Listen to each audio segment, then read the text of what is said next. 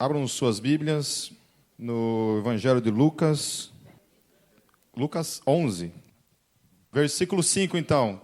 Então lhes disse: suponham que um de vocês tenha um amigo e que recorra a ele à meia-noite e diga: amigo, empreste-me 3 pães, porque um amigo meu chegou de viagem e não tenho nada para lhe oferecer. E o que estiver dentro, responda: não me incomode, a porta já está fechada e meus filhos estão deitados comigo. Não posso me levantar e lhe dar o que me pede. Eu lhes digo, embora ele não se levante para dar-lhe o pão, por ser seu amigo, por causa da importunação, se levantará e lhe dará tudo o que precisar. Vamos orar mais uma vez. Santo Deus, nós mais uma vez te agradecemos, Senhor, por essa igreja e pelo privilégio que a gente tem, Senhor, de ouvir o Evangelho puramente, puro e simples, Senhor. Que nós não precisamos de nada além do Teu Evangelho para as nossas vidas. Tua palavra, Senhor, o Teu ensino, que é tão importante para a nossa vida, Senhor.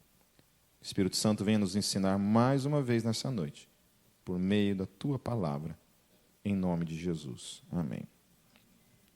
Então, Jesus ele começa nos dando uma ilustração de uma situação bem incômoda.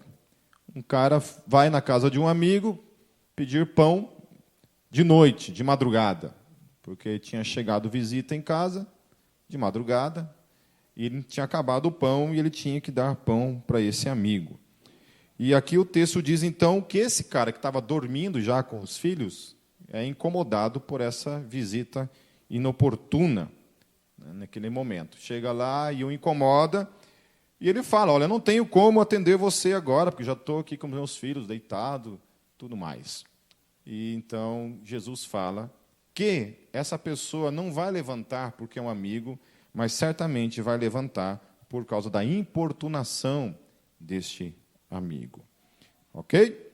E aí, na sequência, Jesus utiliza esse texto para falar com a gente o porquê que ele está usando essa história e vai nos ensinar algumas coisas fazendo uso dessa história. E isso tem a ver com oração.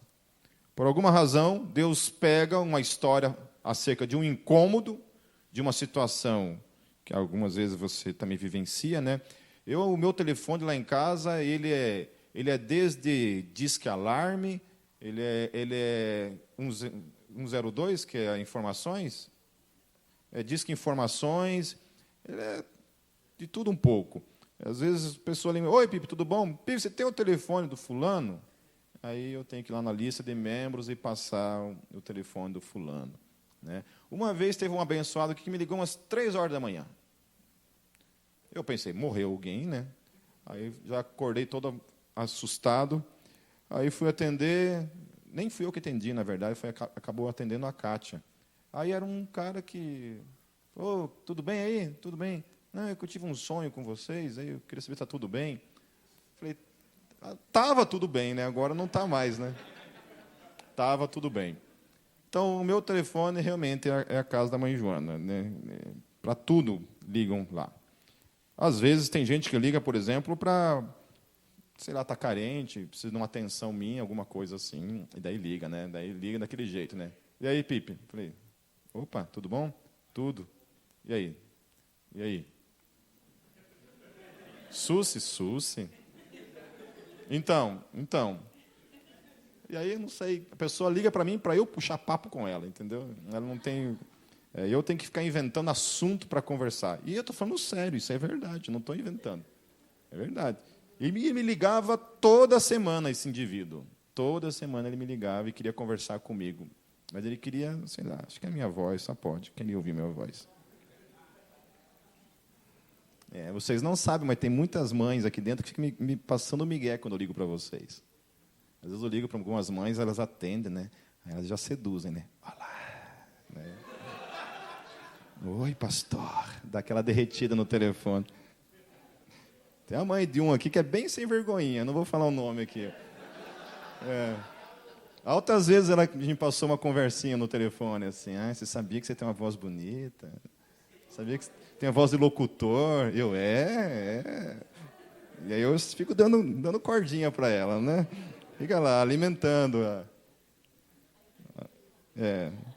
Aí ela está lá. Amém. Eu entendo ela. Mas vamos lá.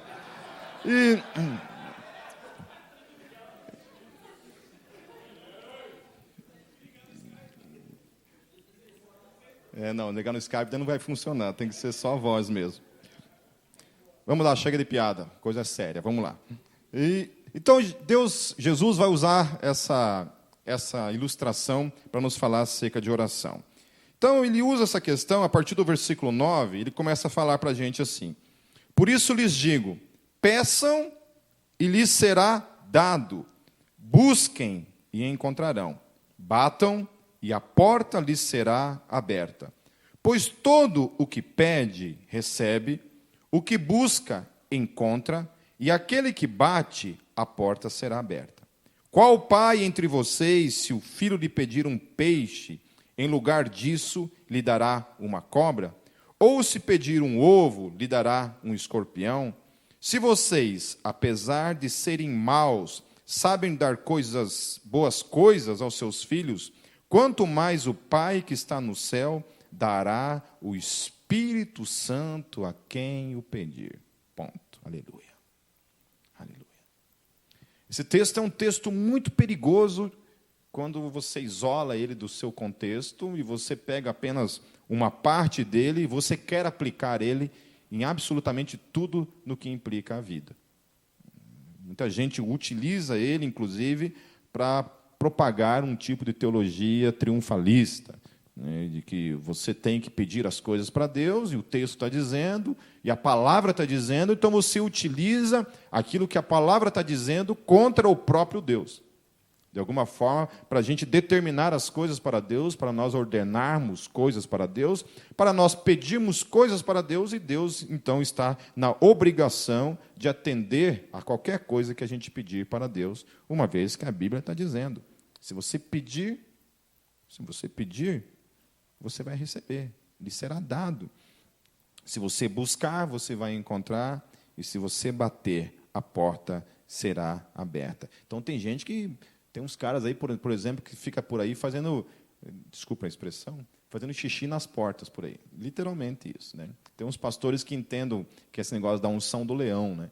Então você vai por aí, né, faz igual cachorrinho assim, dá uma mijadinha numa porta, declarando a falência daquele negócio. Porque eu quero abrir uma igreja lá, então eu quero declarar a falência daquele cinema. Eu vou lá e começo a fazer xixi na porta, lá, como se fosse um leão demarcando território.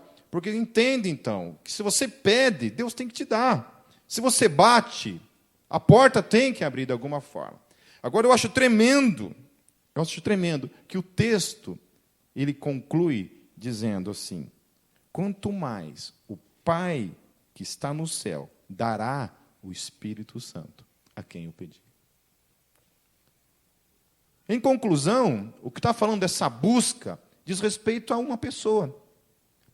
Buscar o Deus Espírito que está aí. Se você pedir, Ele te dará. Se você buscá-lo, você o encontrará. Se você bater na porta, você o encontrará. A porta será aberta. Se nós pedirmos coisas relacionadas à pessoa do Espírito Santo, a Bíblia está dizendo que Deus dará do seu Espírito àqueles que o pedirem. O problema é que a gente entende isso aqui de outras maneiras, e Jesus está falando isso do amigo importuno, esse amigo que chega e começa a incomodar.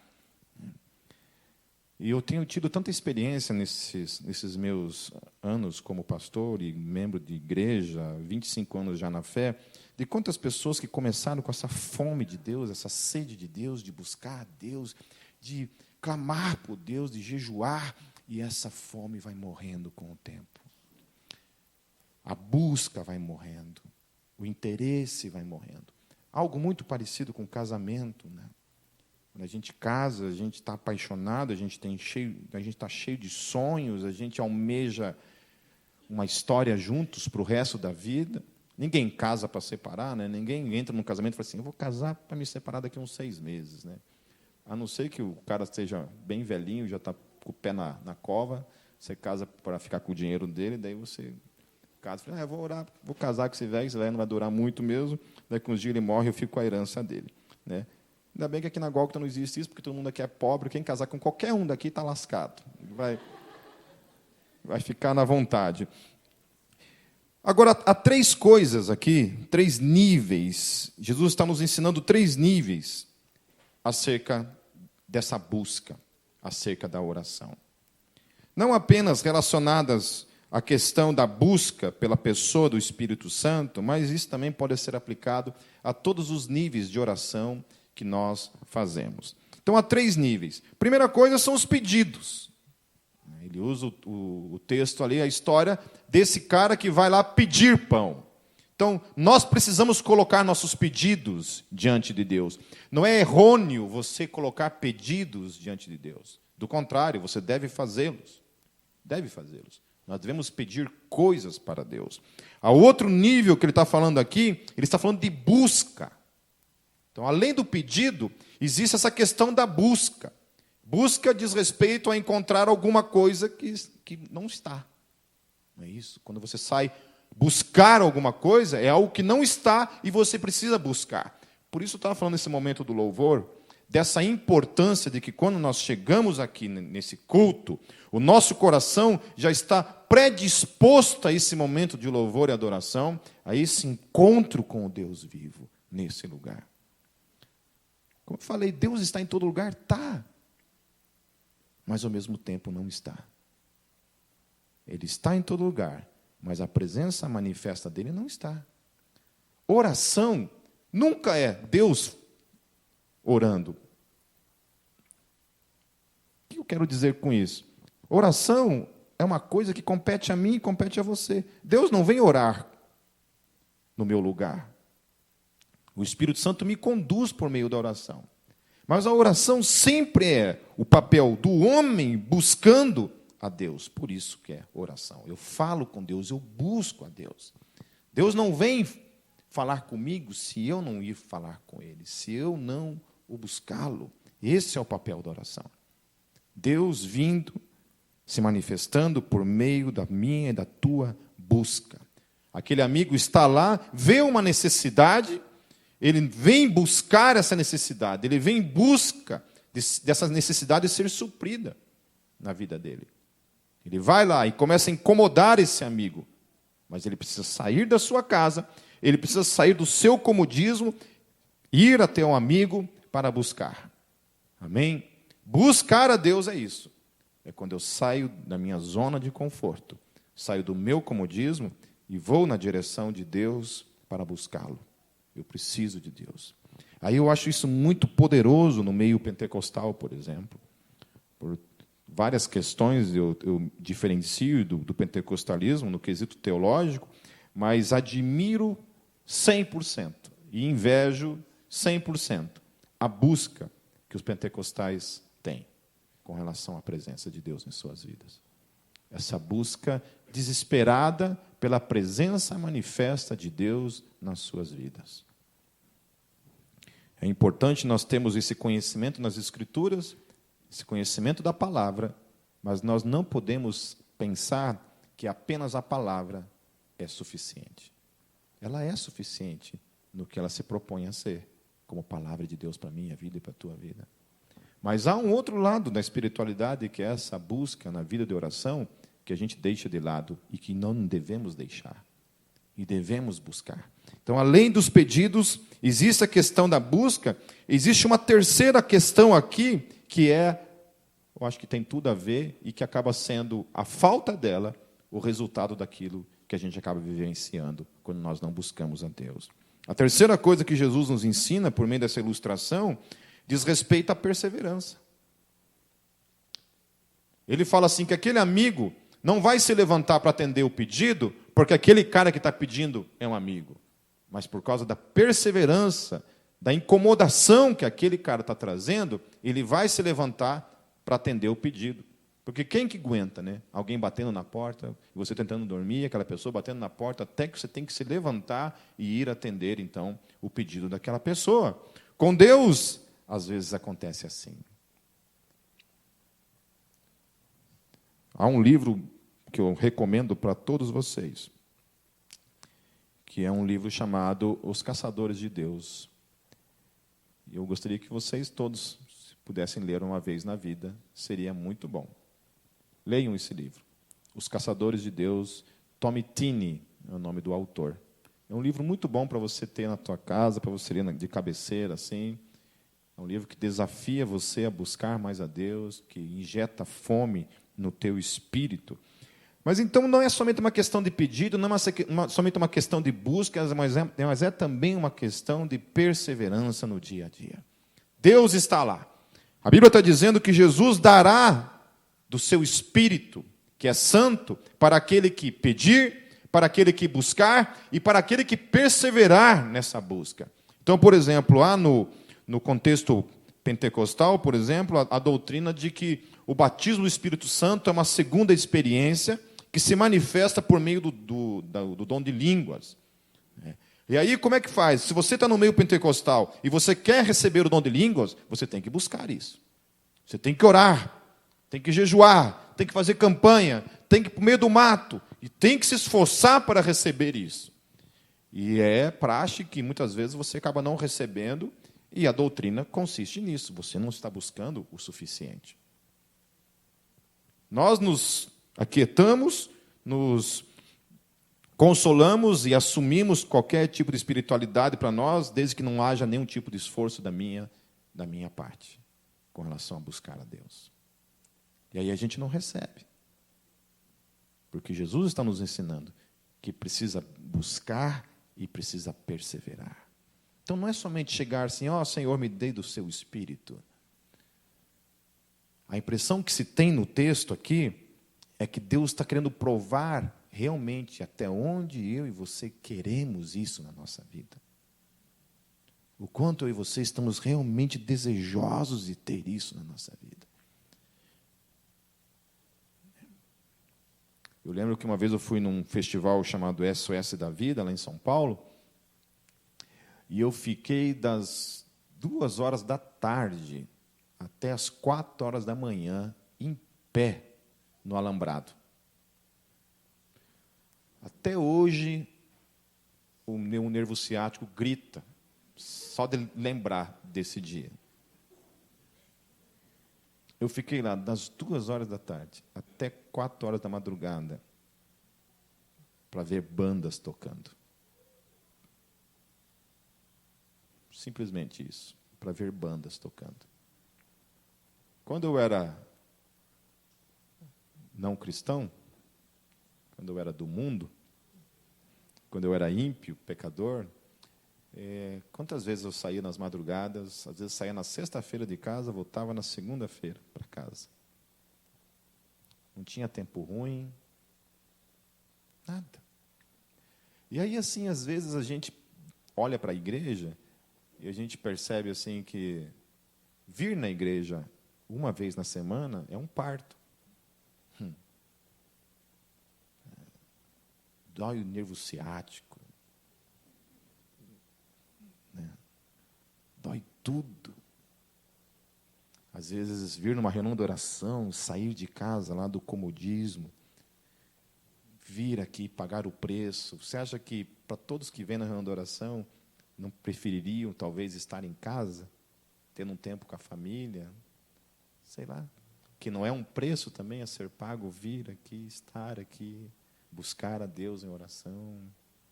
Eu lembro que antes de eu casar, e aí eu acho que isso é indesculpável para aqueles que são solteiros em específico. Quando eu era solteiro, e quando eu não estudava à noite, eu trabalhava e dava 6h da tarde, a gente ia todo mundo para a igreja, lá em Foz do Iguaçu. Porque 6h30 da tarde, nós tínhamos uma reunião de oração.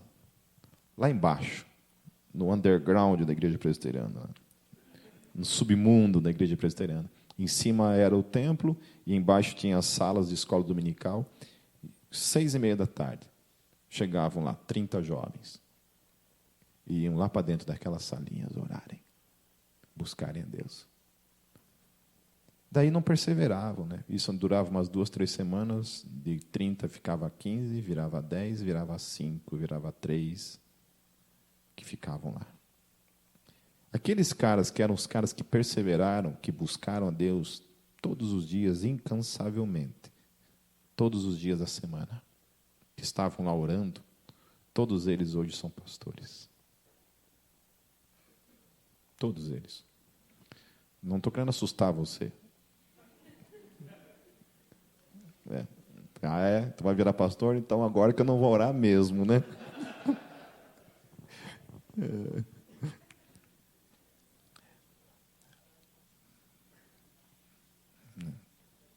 E às vezes eu brinco com essa coisa, eu sei do preço que é ser o pastor. Melhor do que nunca. Mas eu não trocaria por nada na minha vida o meu chamado. Não trocaria por nada na minha vida o meu chamado. É muito bom. Tem o seu sofrimento, mas eu fico imaginando se a minha vida se resumisse em trabalhar, ir para casa e mais nada no reino de Deus, né? Se minha vida se resumisse nisso, eu acho que eu seria um cara muito infeliz. Então é isso, quando você busca, quando você vai lá, você paga o preço, não tem tempo ruim, porque você quer Deus na sua vida, e você persevera nessa busca diária, a Bíblia fala que Deus dá, que você recebe, que você encontra, que a porta do céu é aberta. Por isso que nós precisamos bater na porta do céu e falar: Deus, dê-me do teu Espírito. Dê-me. Porque é só por meio desse poder que vem do Espírito Santo de Deus que nós somos até mesmo capazes de permanecer crendo, de continuar caminhando no reino, na luz, continuar em comunhão. Agora, quando a gente não busca, quando a gente está vazio de Deus, a gente não quer orar, a gente não quer ler a Bíblia, a gente não quer estar em comunhão, a gente não quer louvar, a gente não quer servir, a gente não quer nada. E a nossa vida vai indo para o buraco. A outra coisa também relacionada a isso, que é aquilo que eu já falei, dessa má interpretação, que algumas pessoas têm disso, eu fico pensando o quanto que isso empobrece o Evangelho. O quanto o Evangelho é empobrecido quando, ao invés de nós buscarmos o nosso Deus por meio da oração, nós buscamos coisas. Coisas vazias, coisas que são passageiras com o tempo. Eu acho tremendo quando o Tiago fala isso lá no capítulo 4, no versos 2 a 3. Abram comigo. Tiago 4, versos 2 a 3.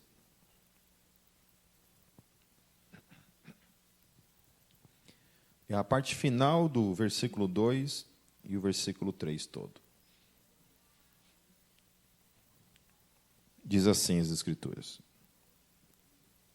Não têm porque não pedem. Quando pedem, não recebem, pois pedem por motivos errados para gastar em seus prazeres. Amém.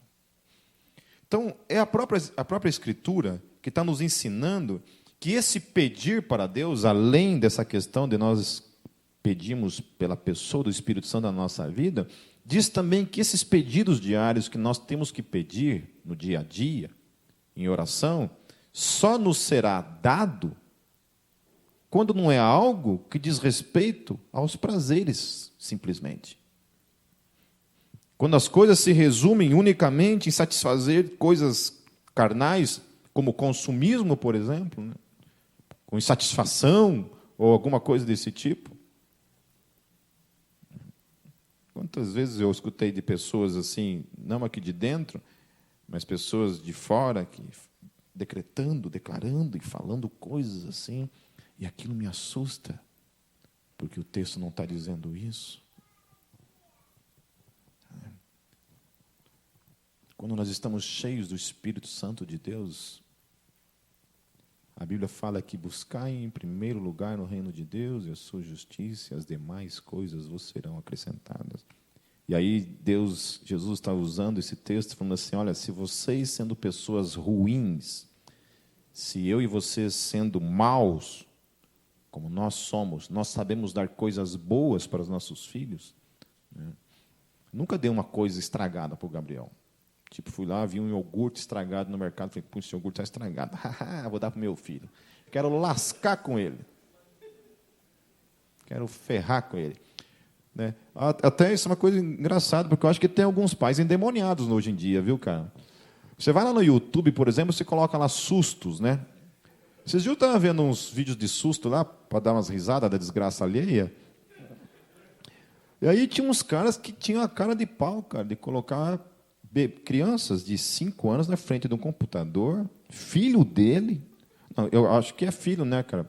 Porque se não é filho dele, se fosse meu filho, eu matava o cara que fizesse isso com meu filho. Mas eu acho que era filho, só pode. Os caras pegavam e colocavam lá... Quem já teve um susto na internet sabe o que eu estou falando, né? Colocava aquele rosto da menina do exorcista lá, que até hoje eu tenho pesadelos com aquela endemoniada lá, mas... Dava um susto nos filhos, assim, eu fiquei pensando, cara, todas as reclamações que eu tinha do meu pai acabaram naquele dia. Eu falei, meu pai era o melhor pai do mundo, cara, porque esse daqui é o Satanás. Né? Incrível isso. Então, se nós, sendo maus, a gente sabe dar coisas boas aos filhos, a Bíblia está dizendo, então, que Deus sabe também fazer isso, ou melhor do que nós, em absoluto.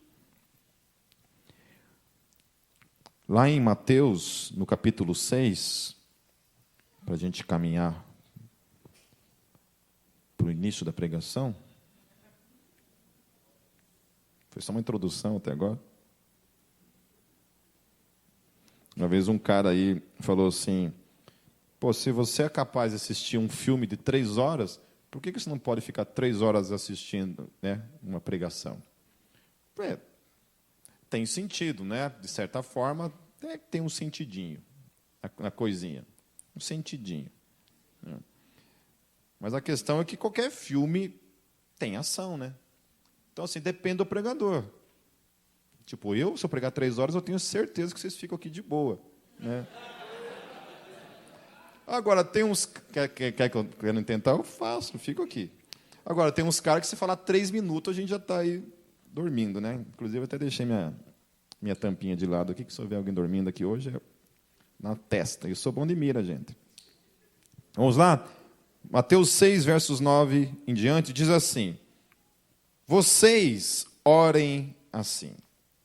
Então, Jesus, no mesmo contexto ali de Lucas, lá em Lucas 11, logo no contexto ali também vai ter a oração do Pai Nosso. Só que eu acho a oração do Pai Nosso de Mateus mais bonita que a oração de Lucas. Então eu não quis utilizar a oração de Lucas, porque eu acho que ela é mais feinha. É tipo vocês, assim. Né? Então eu vou orar uma oração mais pipe aqui, que é mais bonitinha. Tá bom? Diz assim, vocês orem assim, Pai Nosso que estás nos céus, santificado seja o teu nome. Então Jesus está falando dessa questão do pedido, está ensinando a você a orar. E aí ele está nos ensinando o seguinte, que toda oração começa por essa declaração absoluta, Pai Nosso. Aleluia. Então não é Pai meu. Já começa a declarar um sentido de unidade, de corpo, de família, o qual eu e você estamos inseridos. Pai Nosso, que estás nos céus, ou seja, acima de todas as coisas. Essa era a declaração, quando o judeu falava dos céus, falava desse reino que está acima de todo o reino. Santificado seja o teu nome, venha o teu reino. E eu acho espetacular essa oração, quando fala, seja feita a tua vontade. Seja feita a tua vontade. Fala para um irmão que está ao seu lado aí, não, brincadeira. Fala assim, repita comigo, seja feita a tua vontade. Aleluia. A vontade de quem? Minha? Não. Então, quando eu oro, eu falo, Deus, seja feita a tua vontade. Não a minha. Amém? Amém? Isso aí já cai por terra um monte de declarações, de pedidos, de coisas estúpidas, de coisas contrárias à vontade de Deus, de coisas danosas a nós mesmos que a gente pode pedir para Deus. Já coloca aí, a gente já está submetendo. Então, aqui está nos ensinando que antes de qualquer coisa, toda oração é uma oração que se submete ao senhorio de Deus nas nossas vidas, é a vontade dele. Então, não adianta pedir o que ele não quer para a tua vida, que ele não vai dar. Aquilo que não é a vontade dele. Então, a gente ora, Deus, se é da tua vontade, amém. Se não é, amém também. E aí fala assim, essa vontade, ela tem que ser manifestada na terra como no céu. Amém? Então não é somente no céu, mas é também na terra. Um outro texto muito perigoso para mim e para você é aquele texto que fala assim, tudo que você ligar na terra será ligado no céu. E aquilo que você desligar na terra será desligado no céu. Esse também é um texto muito perigoso. Porque tem um monte de gente aí que faz umas coisas horripilantes, que dá medo, só de ouvir. Então, seja feita a tua vontade, assim na terra como no céu. Aí ele fala essa questão do contentamento. Dá-nos hoje o nosso pão de cada dia. Amém? Então, é essa oração, que é uma oração da dependência diária. Assim como era no deserto, que eles, todos os dias, Deus dava a porção do maná, e eles não podiam nem guardar o pão. Eles tinham que comer tudo, porque se não comesse, apodrecia tudo. Porque Deus queria ensinar para aquele povo a dependência diária dele. Então, todos os dias, Deus dava pão, às vezes mandava carne por meio das codornas, tinha uma nuvem que protegia eles do calor do sol durante o dia. De noite, tinha uma labareda de fogo que os direcionava no meio do deserto, porque não podia enxergar nada. E aí Deus os direcionava. E Jesus está usando mais ou menos essa mesma expressão para mim e para você. Dá-nos o pão nosso de cada dia. É essa preocupação que diz respeito unicamente ao dia. Aquele dia. Senhor, meu dia. Me sustenta durante esse dia. Me sustenta.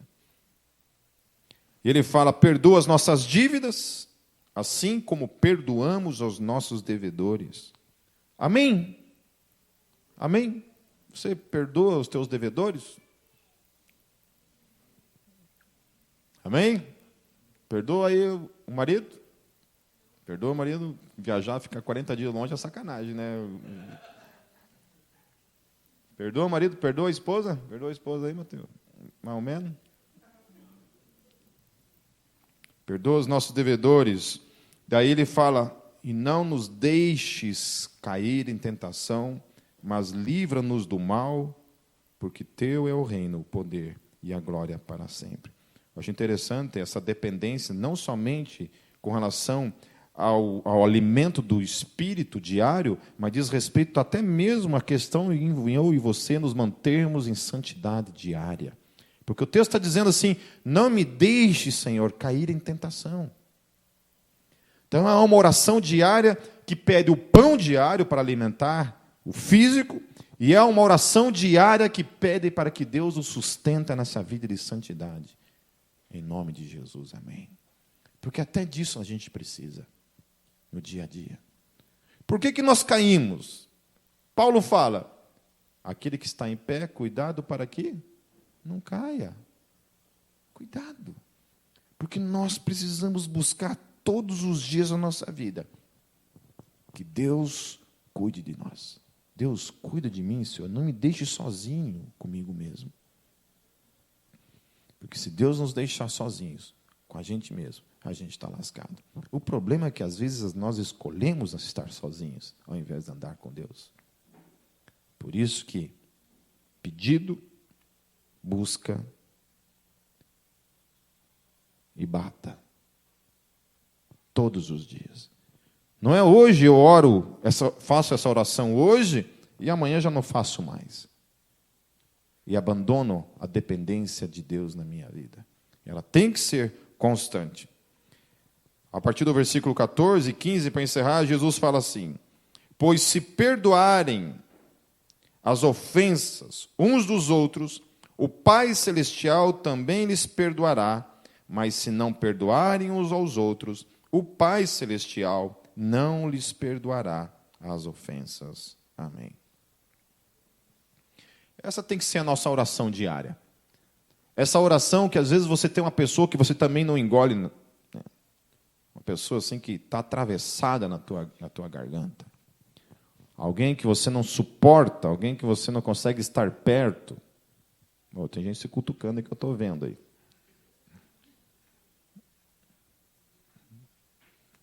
Deixa eu te ensinar um segredo de como você faz para gostar de pessoas que você não gosta. Como é que você faz para amar pessoas que você não ama? Comece fazendo uma coisa muito simples. Comece a orar por essa pessoa. Não para ela morrer.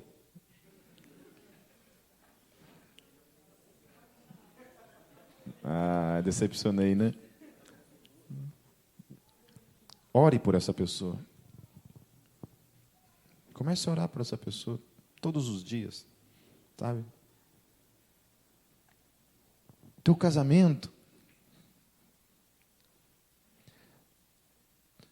Houveram muitas vezes na minha vida, como um homem casado, em que eu quis desistir de tudo também.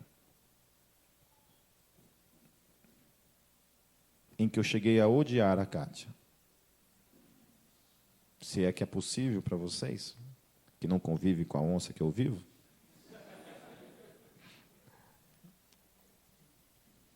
Em que eu falei, cara,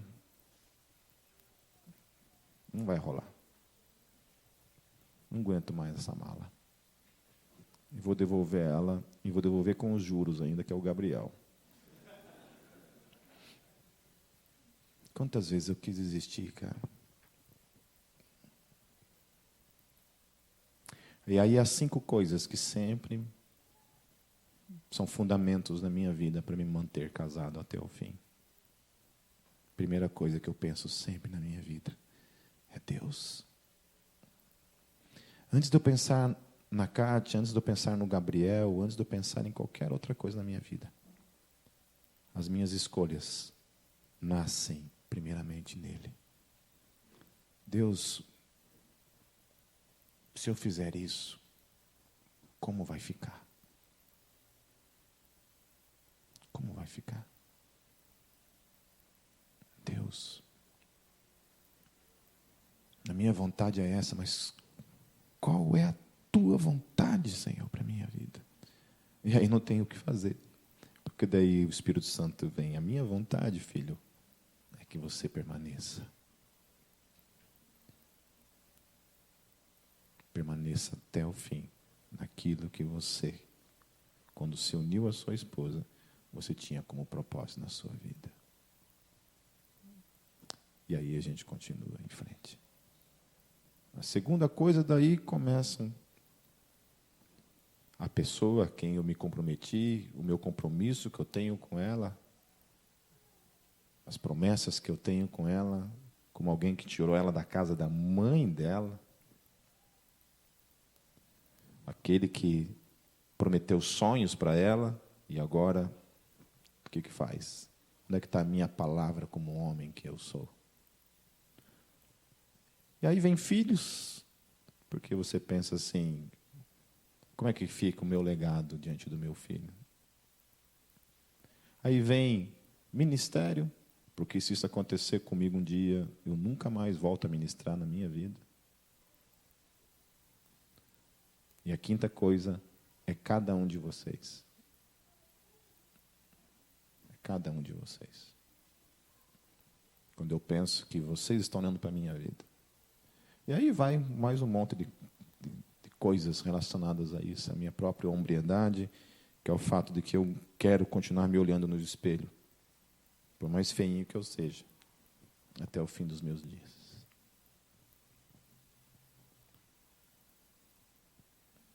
Tudo se resolve, primeiramente, em Deus.